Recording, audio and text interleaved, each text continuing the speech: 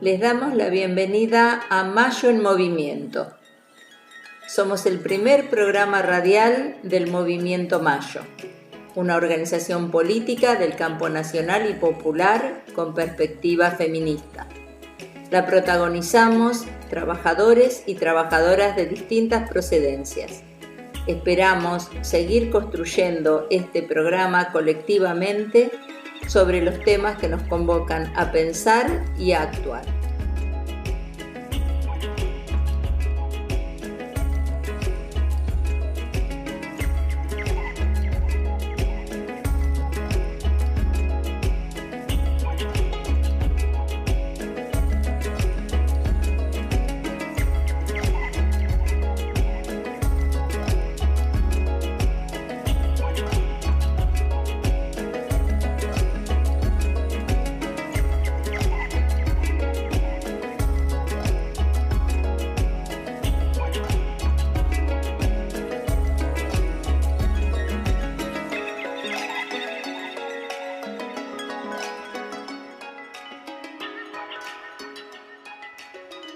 Desde el Movimiento Mayo expresamos nuestro respaldo a las medidas anunciadas por el presidente Alberto Fernández y el gobernador Axel Kicillof para proteger la vida de los argentinos en el momento más crítico de la pandemia y mientras avanza contra viento y marea con el plan de vacunación más grande de la historia. Asimismo, repudiamos la apelación que hace el jefe de gobierno de la ciudad de Buenos Aires a la suspensión de clases presenciales por 15 días, sobrenaturalizando su interés por la educación pública, como así también la negativa a implementar restricciones a la circulación nocturna. Tamaña actitud especulativa en el momento más crítico desde el inicio de la pandemia solo puede ser repudiada. Cabe señalar que en los últimos 10 años, el presupuesto educativo de la ciudad de Buenos Aires viene sufriendo una reducción sistemática año tras año, pasando del 27,80% del presupuesto total de la ciudad en el año 2007 al 17,18% en el año 2021.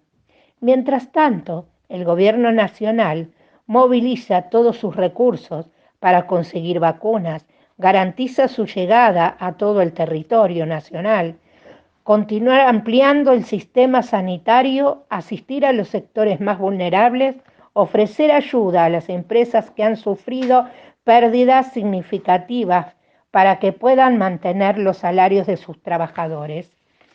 Las distintas jurisdicciones tienen la responsabilidad de acompañar estas medidas ajustando sus decisiones de acuerdo con las necesidades reales de su población y dejando de lado actitudes mezquinas que dejan vislumbrar intereses electorales. No es posible que desde el centralismo de una ciudad, cuyos vecinos están afectados por los contagios y con un sistema de salud colapsado, su intendente no respete las medidas del Poder Ejecutivo Nacional, del gobernador, con el que comparten un área como el AMBA, e incluso desconozca la posición de intendentes del conurbano bonaerense, todos promoviendo medidas de cuidado para resguardar las vidas de los habitantes. En pandemia no son tiempos de mentiras ni infamias. Es tiempo de estar más unidos y solidarios que nunca para enfrentar juntos esta pandemia que afecta al mundo entero. Nadie se salva solo. Les damos la bienvenida a una nueva emisión de Mayo en Movimiento. Es nuestro programa número 25. Si la semana pasada estábamos con un plantel muy reducido, hoy volvemos a estar en la misma situación por cuestiones de aislamiento y de cosas que tienen que ver con la pandemia. Bueno, hoy estoy con Carolina Banks, quien les habla, Eugenio Yáñez, el resto de nuestros compañeros tanto Alicia Quevedo, Sergio Quiroga, Ana Fiondela, Martín Ferguson. Bueno, algunos de ellos van a tener una participación en el programa de hoy, vamos a poder escuchar sus voces, pero no están presentes en este momento aquí con nosotros. Y Carolina, que va a estar en la conducción y va a tener intervenciones en el programa de hoy, suele estar en el programa eligiendo la música, presentando los temas musicales, y muchas veces también en cosas que tienen que ver con la edición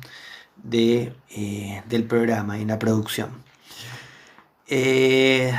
Recién, antes de la presentación que acabo de hacer, acabamos de escuchar un audio precisamente de nuestra compañera, en la voz de nuestra compañera Ana María Fiondela, que es un comunicado que sacó el Movimiento Mayo a nivel central, brindando apoyo a las medidas que la semana pasada tomó el presidente de la Nación, Alberto Fernández. Y sobre esto queríamos comenzar a hablar en esta primera parte del programa. Es un tema lógicamente inevitable, ineludible, y vamos a referirnos entonces un poquito a esta cuestión. Antes que nada, saludo a Carolina. ¿Cómo estás, Carolina? ¿Qué tal? Bien, todo bien. Bueno, bienvenida. Así que bueno, relájate, participa cuando quieras de lo que vamos hablando. Todas las intervenciones son, por supuesto, bienvenidas. Y vamos a comenzar entonces con el tema que nos convoca a esta primera parte del programa. Sin duda, el discurso de Alberto Fernández, del presidente de la semana pasada, y que fue apoyado por supuesto en la provincia de Buenos Aires por el gobernador, por Axel Kicillof, se sustentó en algunos ejes que lógicamente tenían que ver con el contexto sanitario. La idea que nosotros veníamos trabajándola muy fuertemente en nuestro programa es la siguiente: llegamos a un punto en el crecimiento exponencial de los contagios de estos últimos días, ni siquiera podemos decir semanas, de estos últimos días, que exigen tomar determinadas medidas para prevenir la saturación del sistema sanitario, sobre todo en lo que hace a la ocupación de camas de unidades de terapia intensiva. Estas medidas tienen que ver con la limitación para la circulación, con el cierre de actividades entre determinadas horas, en una franja que va, corregime, Caro, si me equivoco, entre las 20 y las 6 de la mañana, y con el cierre de actividades comerciales, incluyendo locales gastronómicos, después de las 19 horas. Ese sería uno de los ejes. El otro eje, y al que nos vamos a referir dentro de unos minutos, unos segundos, tiene que ver con la suspensión por 2 semanas de clases presenciales. Ya vamos a ir a eso. Antes quiero hacer mención a 2 puntos que me parecen importantes. ¿Acaso alguna debilidad en el discurso de Alberto? ¿Algún punto flojo? ¿Alguna cuestión que tuvo que ver con la comunicación? Uno de ellos es el rol de las Fuerzas Armadas y de las Fuerzas Federales en todo lo que va a tener que ver con el control del cumplimiento de estas medidas. No me voy a expedir por demás en ese punto, creo que quedó aclarado, pero se generó alguna confusión o algún malestar con respecto a eso. El segundo punto tiene que ver con una frase que dijo Alberto Fernández en ese discurso del que venimos hablando.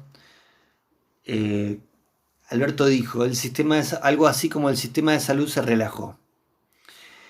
Esa frase fue retomada y replicada en redes sociales, en medios de comunicación, para pegarle a Alberto Fernández. Incluso muchos de los, entre comillas, propios salieron a criticarlo, ¿no? Hay, por ejemplo, varios periodistas de Página 12 que yo leí que dijeron que la frase era poco feliz, que era desafortunada, Lógicamente, no me voy a explayar con respecto al tema de las redes sociales, pero también mucha gente con afinidad política salió a criticarlo y está claro que Alberto ahí dejó abierta una puerta para que se lo castigue con un tema realmente bastante menor en lo que hace a la comunicación. No digo que el tema sea menor en cuanto a su importancia, no quiero cometer el mismo error Qué susto. que Alberto, pero está claro que, o al menos a mí me había quedado claro que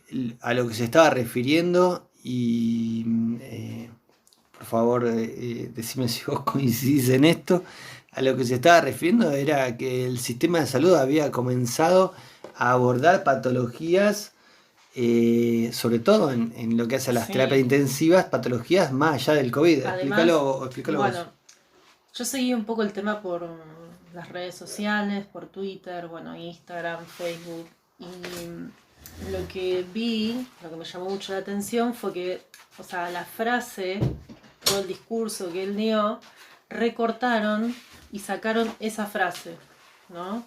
Y bueno, la dieron vuelta, hicieron mil y unas, claramente con intenciones de pegarle, ¿no? ¿Vos Y de tenés la decir- frase completa de lo que dijo Alberto? Sí, lo tengo acá, bueno, eso te estás anticipando. Ok. Bueno, lo que él, en realidad, él habló del sistema privado, no dijo el sistema público, sanitario, en toda su totalidad se relajó, sino que se refirió específicamente habló específicamente del sistema privado. Y lo que dijo es que abrieron las puertas para atender otro tipo de necesidades quirúrgicas y que las camas se estaban ocupando. Que en ese momento las camas, que ahora mismo esas camas son necesarias para atender el COVID.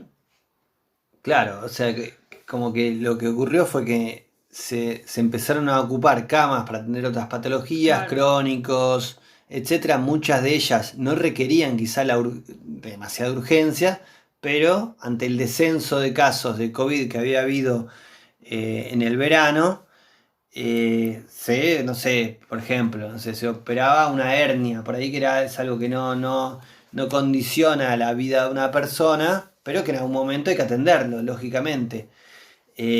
Y lo que ocurrió ahora es que esos casos se acumularon, se sumaron los casos COVID y eso fue incrementando la saturación de camas. Bueno, no nos vamos a explayar. No, porque aparte ya Alberto salió, dio una explicación de lo que dijo en realidad y ya está como saldado el tema, por decirlo de alguna manera. Bueno, también convengamos que no fue una frase muy afortunada de Alberto para referirse a toda la situación de emergencia sanitaria que estamos atravesando y quizás él podría haber elegido otras palabras, otras formas de comunicar, bueno, lo que quiso decir, ¿no? Bueno, ahora vamos a hablar sobre el segundo tema, que es la presencialidad, Sí, el tema de la suspensión de la presencialidad, el tema de la suspensión de las clases presenciales, que es el tema. Y nosotros, que además de parte militantes del movimiento Mayo San Isidro, lo decimos siempre, somos parte de SUTEBA, somos educadores, somos docentes. Realmente es un tema que nos tiene muy afectados, vamos a decirlo claramente. Y yo, disculpame, Caro, me quiero extender un poquito acá, porque como dije al principio, nosotros veníamos hablando mucho en nuestro programa, desde el comienzo, de este programa de radio, no de la misión de hoy, sino de lo que es Mayo en Movimiento. Mayo en Movimiento empezó como programa de radio noviembre. ¿Cuándo empezamos? ¿Noviembre? ¿Te acordás? No me acuerdo. En noviembre, si yo no me equivoco, en octubre, bueno, por ahí, hacia fines del año pasado. Y tuvimos que abordar lógicamente este tema, ya con una perspectiva de balance de lo que había sido el ciclo 2020. A mucha gente no le gusta decir 2020, vamos a decir 2020. De lo que había sido el ciclo 2020, el ciclo lectivo 2020, que bueno, después se prorrogó hasta comienzos del 2021 para darle cierre a ese ciclo lectivo. Bueno, en fin, no me quiero meter en esos detalles. Nosotros hablamos mucho, habló Alicia, habló Sergio, habló Martín Ferguson, Ana Fiondela, todos nos despedimos sobre lo que fue la virtualidad en la educación. Bueno, Caro también es docente, vos pasaste por lo que era tener que dar clases virtuales, convocar alumnos que muchas veces no disponían de los dispositivos adecuados, mandar actividades junto con los módulos alimentarios y después, bueno, ver si se podían o no realizar, llevar actividades a las casas. Yo que trabajo en una escuela como asistente social, cuando se habilitó esa posibilidad, llevé actividades a casas de alumnos.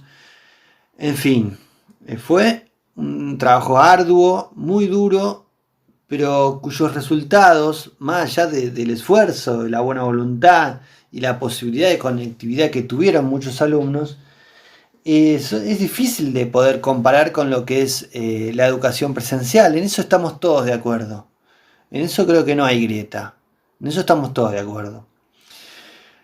Asimismo, yo vine también reflexionando en estos últimos programas de estas semanas, cuando era muy candente el tema y había muchas presiones de muchos sectores para volver a la virtualidad. Yo venía sosteniendo la importancia de la presencialidad porque, como venía diciendo justamente en esos programas, la escuela es un ordenador social, contribuye a la organización familiar, representa o es representativa de un estado de situación, de un estado de cosas. Digo, las familias mandan a sus hijos a la escuela y eso les permite después, en muchos casos, sobre todo en comunidades como las que trabajamos Carolina y yo, les permite después salir a trabajar, contar con cierta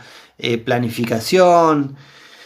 Es difícil explicarle a las familias cuestiones relativas a que ellos por ahí tienen que salir a trabajar igual, porque si no, no perciben ingresos, y que nosotros vamos a trabajar desde nuestras casas. A veces es difícil manejar ese nivel de comunicación, ese nivel de información sin herir susceptibilidades.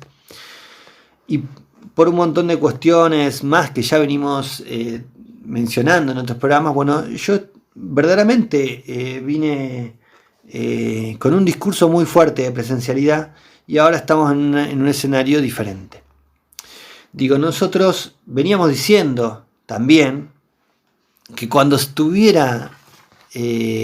la situación no diera para más, iba a ser inevitable restringir la presencialidad. Bueno, parece que llegó el momento, o así lo planteó el presidente Alberto Fernández, y así lo planteó y lo venía planteando también el gobierno de la provincia de Buenos Aires. Y es lo que mencionamos al principio de este programa. Ahora, ¿eso entra en contradicción con lo que veníamos planteando? Bueno, en algún punto, lógicamente, nosotros nunca dejamos de contemplar que iba a llegar este momento. Quizás llegó antes de lo que pensábamos. Digo, el crecimiento exponencial de casos quizás determinó que la situación debiera ser atendida antes de lo que nosotros pensábamos. Ahora bien, si la situación es esa, y si efectivamente es necesario tomar una restricción tan drástica como la que planteó el presidente, de suspender las clases las clases presenciales por 2 semanas en el AMBA, entonces lógicamente lo que como espacio político, y como leyó al comienzo Ana María Fiondela, lo que tenemos que hacer es cerrar filas y unificar un criterio que es el criterio superior a todos los demás. Es un criterio superior al criterio educativo, es un criterio superior al criterio económico, que es el criterio sanitario, que, en otras palabras, es el criterio de salvemos todas las vidas que se puedan salvar, y que fue lo que Alberto trabajó muy fuertemente en sus discursos y en sus medidas en todo el año pasado. Ahora bien, como decíamos hace un rato, y no sé si vos, Caro, querés contar algo al respecto, a nosotros como educadores esta situación no nos resulta grata, no es algo para celebrar que se hayan suspendido las clases, no es que estamos, las clases presenciales, perdón, no es que estamos contentos, no salimos a festejar, no salimos a tirar fuegos artificiales, ni a vender humo. Digo, para mí, y hablo a título personal, es una tragedia. El otro día lo hablábamos en una reunión con compañeros. Yo planteaba, para mí es una tragedia en 3 niveles. Es una tragedia en el nivel sanitario, y por eso se toman las determinaciones que se toman. Es una tragedia a nivel económico, porque restringir la actividad económica es tremendo. Digo, insisto con lo que planteé la semana pasada, no se trata de defender el derecho de los codiciosos a seguir ganando y ganando y ganando más. No, se trata de que la economía y el crecimiento de la economía son puestos de trabajo, en fin, todo lo que ya sabemos. Y se trata de una tragedia también a nivel educativo, porque hay muchos pibes y muchas pibas que cuando se restringe la presencialidad quedan fuera del sistema educativo. Hay muchos pibes y muchas pibas que necesitan del contacto cuerpo a cuerpo para poder ir a la escuela, para poder aprender, para poder conectarse con algo que sea significativo para sus aprendizajes. Por mi parte, no tengo más que agregar. Está claro que la coyuntura es sumamente compleja por la pandemia, pero también por el aprovechamiento que hay de esta crisis sanitaria de muchos sectores políticos. Digo, nosotros estamos transmitiendo desde San Isidro, somos vecinos al distrito de Vicente López, estamos muy cerca de la capital federal, y en ese radio son 3 distritos: San Isidro, Vicente López, Cava, gobernados por la oposición política de Juntos por el Cambio, que con el apoyo de sectores importantes de la sociedad civil, por supuesto, de ONGs, de sectores económicos, de colegios privados, del lobby de los colegios privados y sobre todo de los medios de comunicación, están impulsando una especie de rebelión civil ante las medidas dictaminadas por el presidente. Y todavía está por verse, en el momento que estamos grabando este programa, todavía está por verse qué es lo que ocurre a nivel judicial, porque lo que se ha planteado, y la situación en este caso más preocupante, es en Cava, porque Cava es una ciudad autónoma, y entonces tiene, al parecer, y de acuerdo a determinadas interpretaciones, ciertas facultades o más herramientas para intentar oponerse judicialmente a las medidas del presidente, específicamente en lo que hace a la restricción de la presencialidad. Nos preocupa la situación, nos preocupa la utilización que se hace de los niños y las niñas para sentar determinados posicionamientos, ni siquiera diría políticos, diría de politiquería barata, muy barata, para hacer un aprovechamiento electoralista con vistas a las próximas elecciones, sin duda, porque los espacios políticos en la Argentina, y sobre todo los que son muy mediocres, tienen visiones muy cortoplacistas a veces, Y acá no se está jugando más que, desde mi punto de vista, más que eso. Digo, creer que Juntos por el Cambio en este momento es el adalid de la defensa de la educación es realmente no comprender demasiado ni de política ni de historia reciente. ¿Querías agregar algo, Caro, al respecto? No, ahora que estás comentando esto, que estás haciendo este comentario de que Juntos por el Cambio no es el defensor de la educación, se me vienen a la memoria frases, ¿no?, de Macri, de qué es esto de universidades por todos lados, de tuvieron que caer en la escuela pública. En Vidal también tuvo muchísimas frases desafortunadas con respecto a lo que es la educación. Bueno, ¿dónde están los 3.000 jardines, ¿no?, que prometió Macri que iba a construir? Las aulas containers de Larreta, la represión a los docentes que fueron al Congreso, que estaban reclamando por salarios y condiciones dignas de trabajo. La escuela que explotó en Moreno, que se llevó la vida de Sandra y Rubén. No, o sea, de verdad, que dejen de vender humo.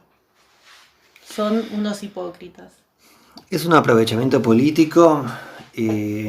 Ese breve raconto tanto de frases como de acciones políticas. Perdón, ningún maestrito me va a doblar el brazo. ¿Esa es real? Sí, la dijo Vidal. Nunca estuve seguro si era real o no, pero es muy fuerte. Bueno, y sin duda Vidal había elegido como antagonista al Suteba y a Baradel en particular, pero al Suteba como antagonista en su construcción política. Digo, no es casual, no cualquiera, ¿no? Elige al colectivo de docentes organizados como enemigos para acumular capital político. ¿De qué sector social, no? Porque claro, hay gente a la que los sindicatos docentes le molestan. Siempre vas a encontrar, cuando uno toma determinada relevancia pública, gente que va a estar a favor y gente que va a estar en contra en función de intereses, de puntos de vista, ideologías, en fin. Construir políticamente en contra del colectivo docente, bueno, es significativo, ¿no?, de la mirada que uno tiene como sociedad, de la mirada que uno tiene del Estado, de la mirada que uno tiene de las políticas públicas y en particular de la cuestión educativa. En fin, no nos queremos extender de más. Sí nos gustaría poner ahora un audio, ya que no la tenemos aquí presente con nosotros en el día de hoy, un audio de la compañera y referente del Movimiento Mayo de San Isidro, Alicia Quevedo, acerca de lo que tiene que ver estrictamente con el posismo y el manejo que tuvo también mediático con mucho humo, con mucha pirotecnia y mucho marketing, acerca de estas medidas que dictaminó el presidente la semana pasada. Bueno, vamos a escuchar a Alicia Quevedo y después vamos a ir a una pausa musical. Vamos a escuchar un poco de música. ¿Sabemos qué música vamos a escuchar? No puedo anticipar nada. No puedes anticipar nada, bien. Bueno, vamos a escuchar música después y a la vuelta seguimos con más Mayo en Movimiento. Queridos oyentes de Mayo en Movimiento, les quiero compartir un mensaje que ya colgamos en todas las redes y que ya estamos distribuyendo en todo el distrito. El intendente de San Isidro, Gustavo Pose, ha hecho declaraciones en el sentido de desconocer el decreto de necesidad y urgencia del presidente de la Nación, así como el decreto provincial que indica la suspensión de clases en 35 distritos, de los cuales uno somos nosotros, por encontrarnos en una situación muy delicada, se llama en rojo, con relación al número de camas, el número de contagios de esta pandemia que nos afecta a todos. Tratar de desconocer es totalmente anticonstitucional, ya que tanto el presidente como el gobernador lo hacen en uso de sus facultades, Y entendemos que es más que nada un mensaje de rebeldía, como lo hacen muchos otros intendentes, que no tienen ninguna base legal, a la que la justicia no le va a hacer lugar, como no le hizo ya a Horacio Rodríguez Larreta, pero identificándose con el jefe de gobierno de la capital, así se manifiesta el intendente de Vicente López y también el de San Isidro. Está de más decir que el intendente no tiene ninguna injerencia sobre ordenarle nada a las escuelas públicas ni privadas del distrito. Sí puede tenerla sobre las escuelas municipales, que es una escuela primaria y secundaria y 15 jardines de infantes.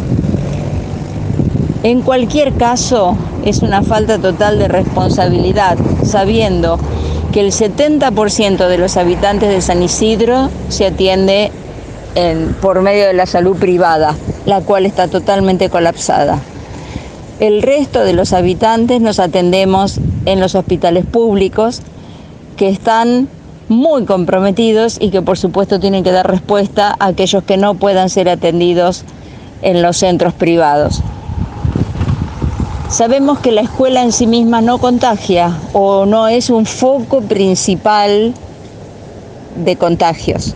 Sin embargo, la movilidad que se genera alrededor de la actividad escolar es muy numerosa. Somos uno de los 35 distritos de la región AMBA que tenemos que entrar en las restricciones necesarias, limitadas en el tiempo, para tratar de limitar esta pandemia. Quien debería cuidarnos y ponerse a la cabeza de todas las medidas de cuidado, por el contrario, sigue alentando actividades que van en contra de las medidas tomadas por el gobierno nacional y por el gobierno provincial. Los alentamos a ser críticos de estas medidas, a leer sobre el tema y sobre todo a seguir cuidándose y cuidar a nuestros niños, porque no es verdad que los niños no se contagian o no contagian. Cuidemos a nuestros niños, a nuestros maestros, a nuestros auxiliares y estos 15 días sigamos en clase, pero en clases virtuales, hasta que bajen estos números que realmente son muy preocupantes y que se están llevando la vida de nuestros vecinos. Acá vamos a escuchar la primera parte del audio de Alicia Quevedo. Ahora vamos a escuchar la segunda parte, pero antes quería hacer una aclaración que tiene que ver con la cuestión judicial. Evidentemente hubo jueces que le dieron lugar al reclamo de Rodríguez Larreta. Bueno, se verá en otras instancias cómo evoluciona esa situación, que tiene en vilo a tantos niños y tantas niñas de la ciudad de Buenos Aires, a tantos docentes, tantos trabajadores de la educación, que son víctimas de un aprovechamiento político en un contexto realmente muy, muy trágico, y toda la situación a mí personalmente me parece muy desagradable y lamentable. Vamos a escuchar la segunda parte del audio de Alicia y después vamos a escuchar a una banda que se llama Mutantes del Paraná. Las escuelas privadas más caras de San Isidro, de Vicente López, cuyas cuotas van de 50.000 pesos a 60, 70, 80 y más, se convocan en la puerta de las escuelas para abrazarlas, para pedir clases presenciales, haciendo caso omiso de la pandemia que nos aqueja, y no justamente porque sus hijos carezcan de dispositivos o de conectividad, todo lo contrario. Estamos hablando de las familias más acomodadas de la zona y de los colegios más caros. Esta convocatoria surge de las propias escuelas enviándoles a los padres una carta predeterminada que los padres deben firmar y enviar a la escuela como un pedido a las autoridades de que sus hijos tengan clases presenciales. A ver si estamos en claro, no se trata, como describía Eugenio en el programa pasado, de señoras que si sus hijos no van a la escuela no pueden salir a trabajar. Esta gente no necesita un trabajo presencial, tienen muchísimo personal para atender a sus hijos, los niños no están aislados para nada, es más, ellos siguen en modo viaje internacional y en modo vacaciones, y lo que están pretendiendo, más allá de sacarse a los chicos de encima por un rato, por todas las horas que están en la escuela, es sobre todo serruchar, perjudicar la decisión de un gobierno popular. Por todos los medios que sea posible y por todos los caminos que puedan. Desde ya están muy bien preparados, con muchas estrategias de marketing y tienen de fondo canciones que nosotros nos encantan, que nos gusta, música que nos toca el corazón, para hacer ver que están luchando por la libertad. No dejemos que nos sigan bastardeando palabras tan importantes. A seguir cuidando la vida.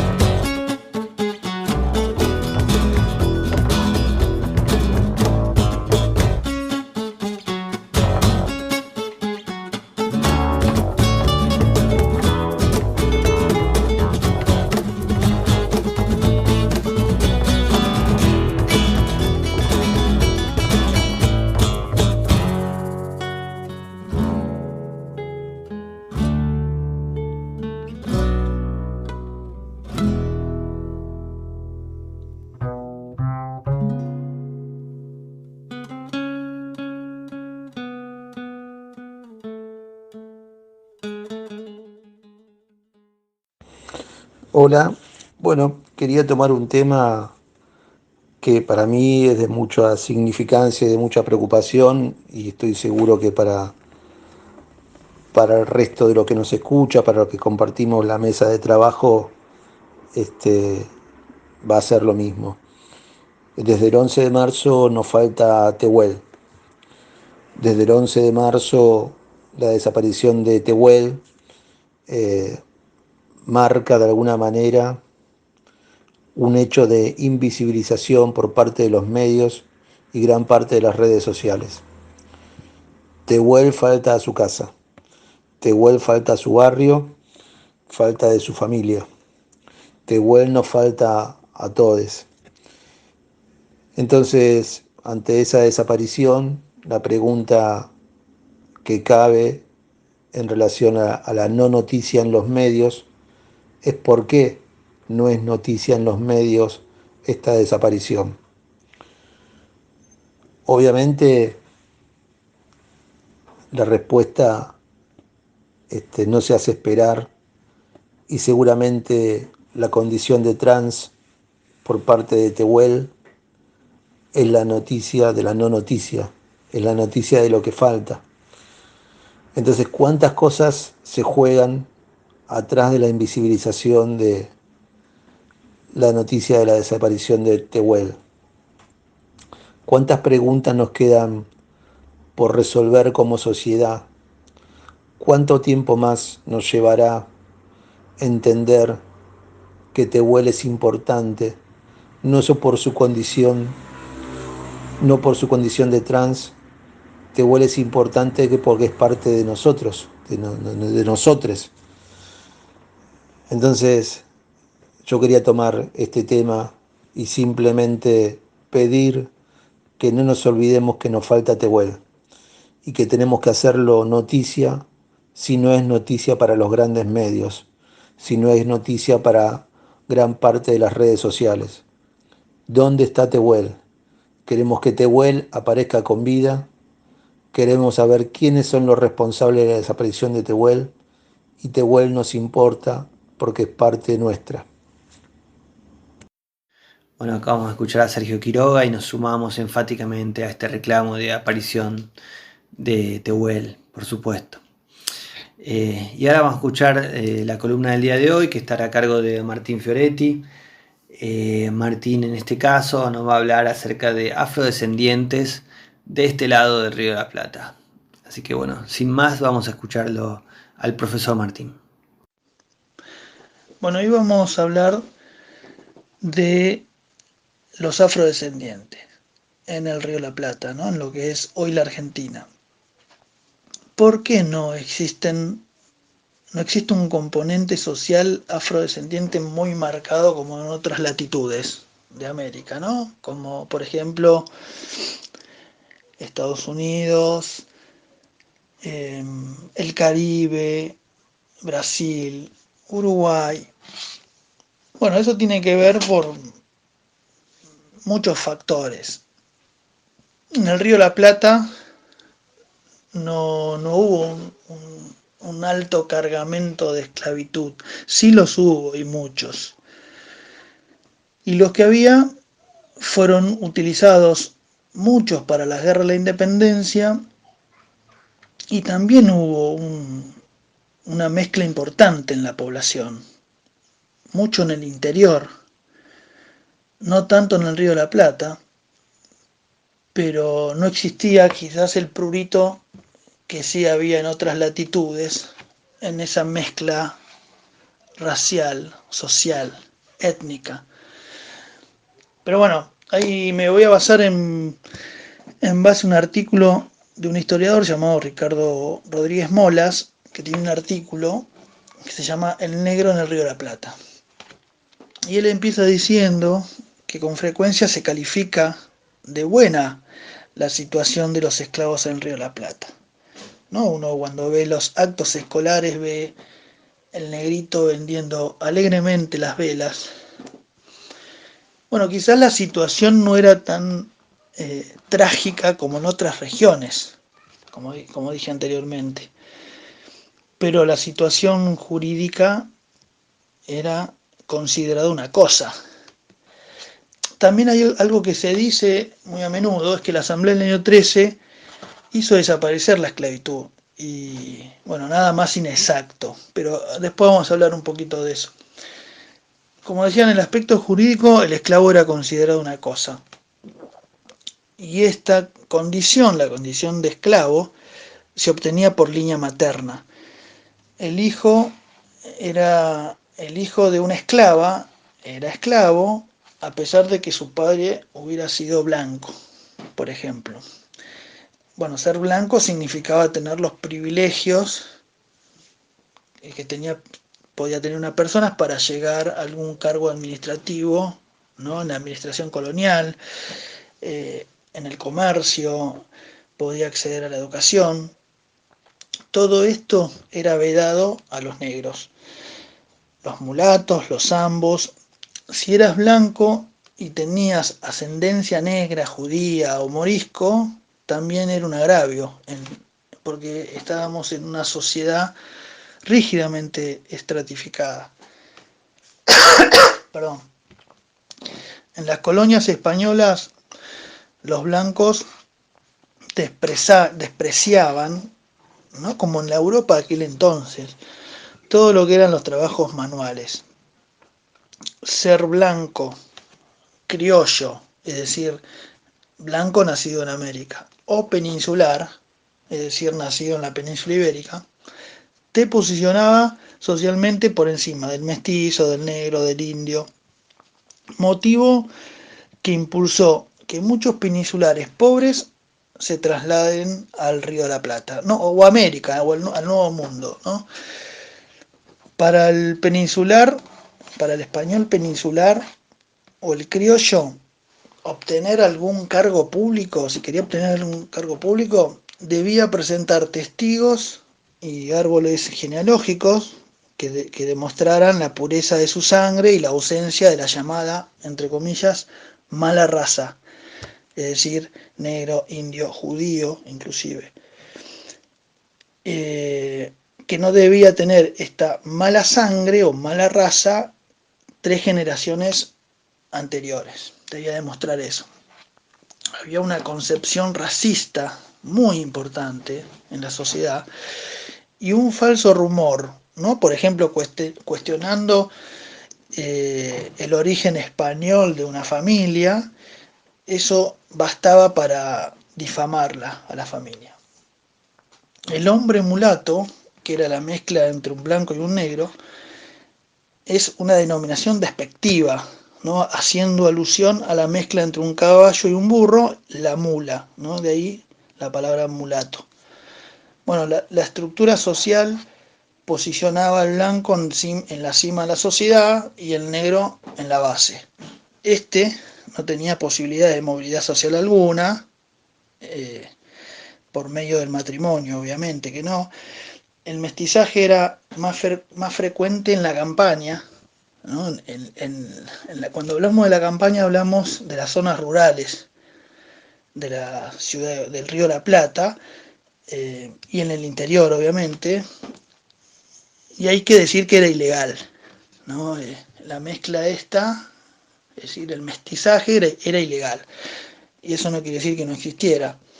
En la segunda mitad del siglo XVIII, muchos mestizos del norte y del centro de lo que hoy es la actual Argentina migraron a las Pampas, ¿no? Y estos gauchos, que son los blancos mestizos, blancos marginados, trabajaban en faenas rurales. Y después son los que llamaron los cabecitas negras, ¿no? Ese interior que vino a la provincia de Buenos Aires o a los centros urbanos más importantes en búsqueda de un mejor nivel de vida, son los descendientes de estos mestizajes. Bueno, desde los inicios de la conquista, España lo que hizo fue importar mano de obra servil. Principalmente de donde venían, del Sudán occidental, de lo que es la costa de Guinea, del Congo, pero también vinieron africanos del sur de Sudáfrica y de la isla de Madagascar. Y la legislación española prohibía la entrada de los africanos mahometanos, es decir, del norte de África, de ese norte musulmán, pero sin embargo el contrabando y la entrada por el Brasil hizo que hubiera en el Río de la Plata esclavos con influencias árabes. La corona pondría en manos de comerciantes, los llamados asentistas, la tarea de abastecer a sus dominios ultramarinos a la mano de obra esclava.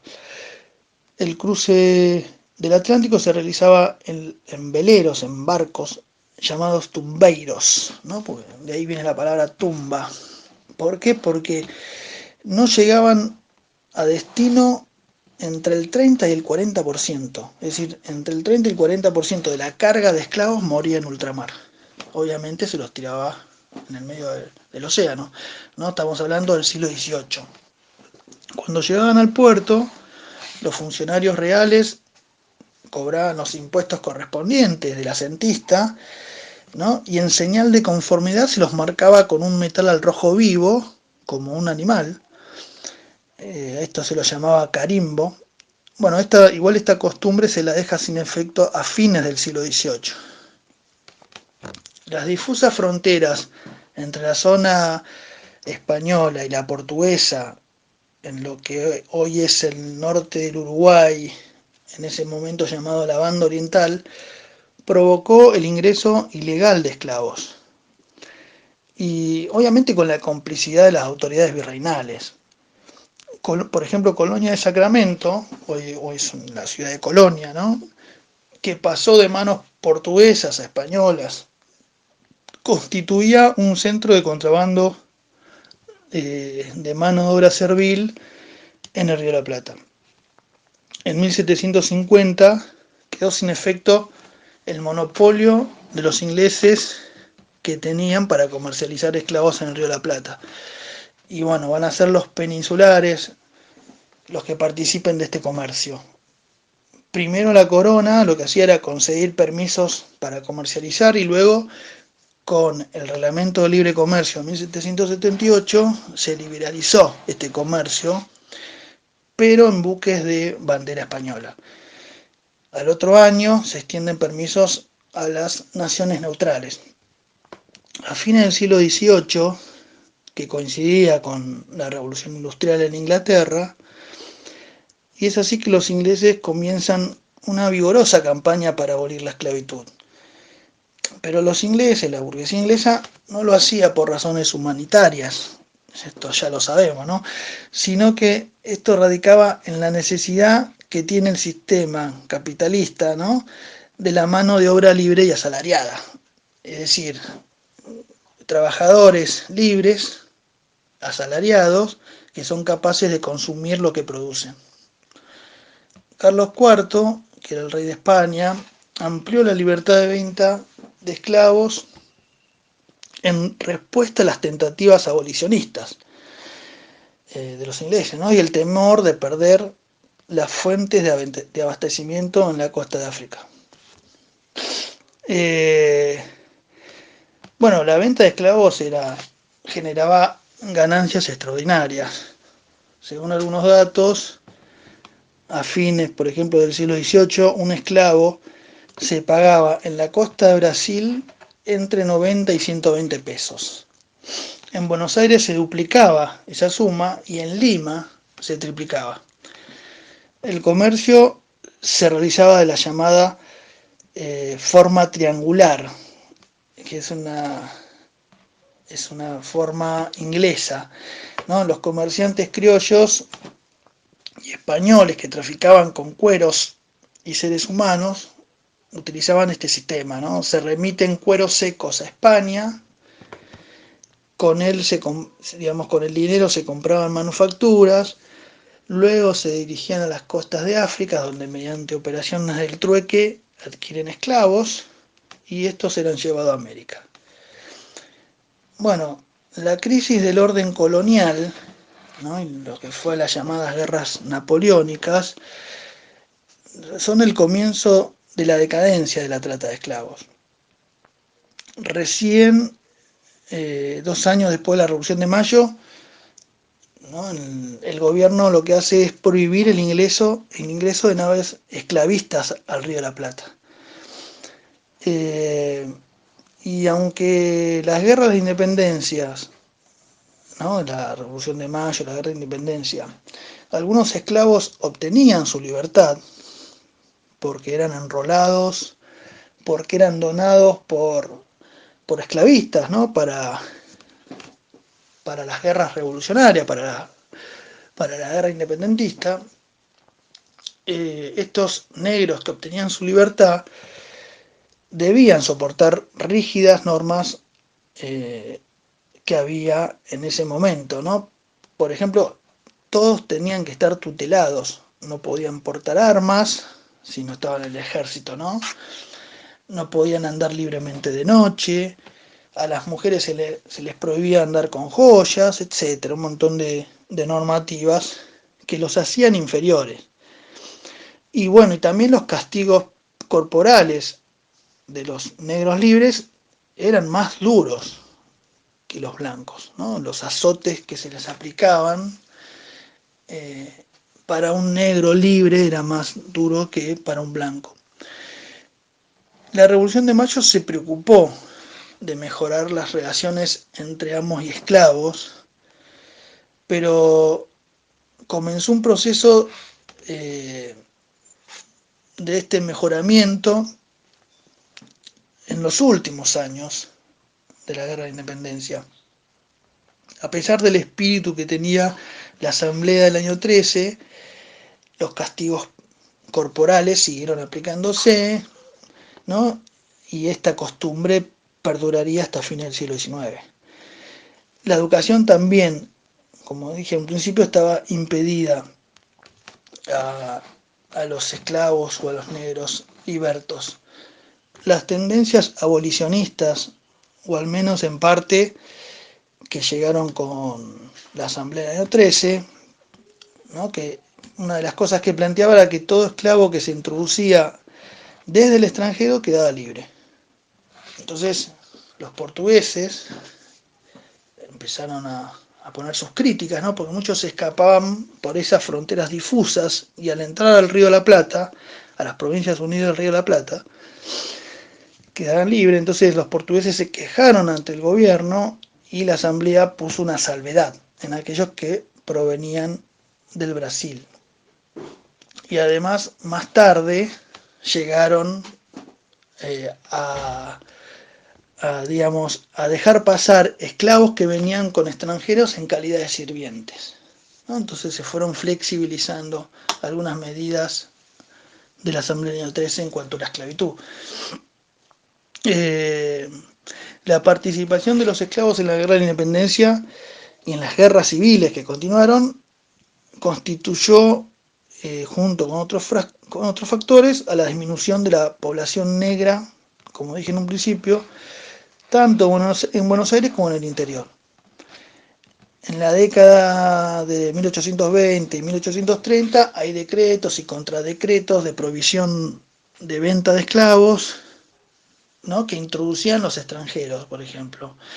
En mayo de 1839 el gobierno de Rosas firma un tratado de cooperación con Gran Bretaña en donde el país se comprometía a terminar con el tráfico de esclavos. Bueno, en Buenos Aires y en el interior el trabajo doméstico siempre estuvo a cargo de esclavos.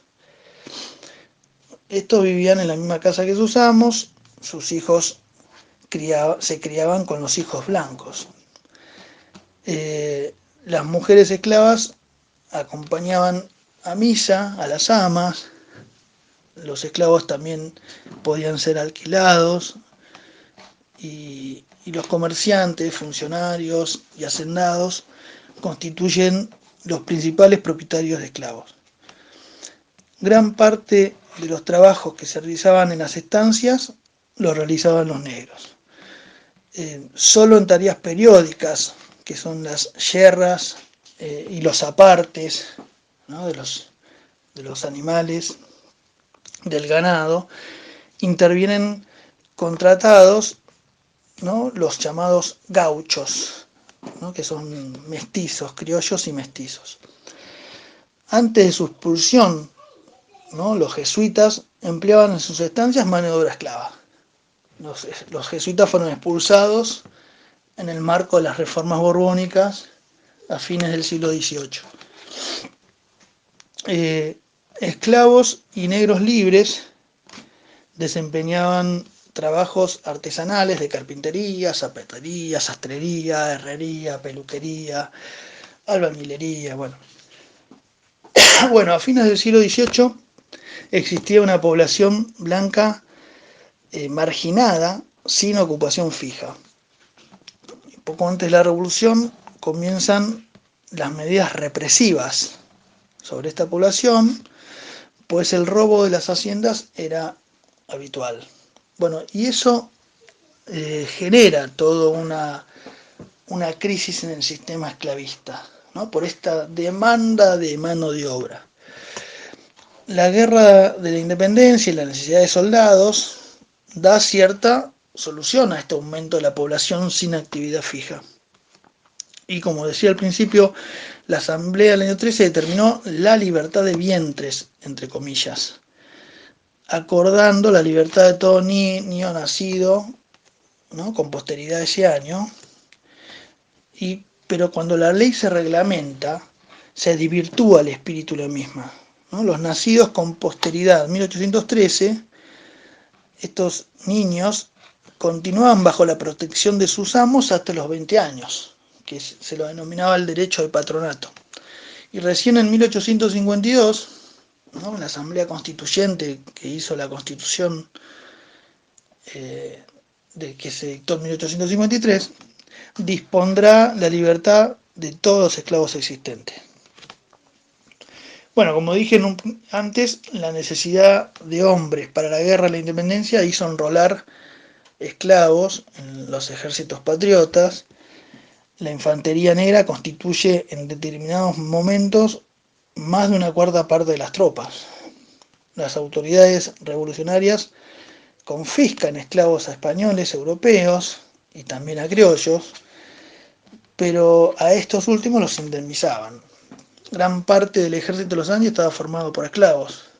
San Martín nunca dejó de reconocer el valor de sus pardos y morenos, y en un primer momento quiso reunirlos en batallones, mezclarlos en batallones con los criollos, pero primó el espíritu racista y se lo impidió a San Martín. En la guerra contra el indio también fueron utilizados negros y morenos. Rosas, Urquiza, Mitre, gobernadores y caudillos abusaron de ello. Lucharon por última vez en la guerra del Paraguay y a partir de ahí sobrevivieron muy pocos.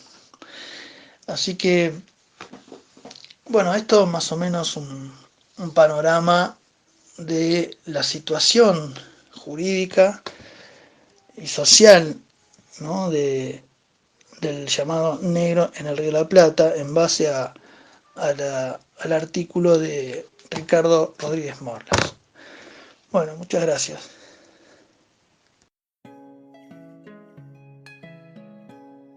Los invitamos a buscarnos en las redes como Movimiento Mayo San Isidro.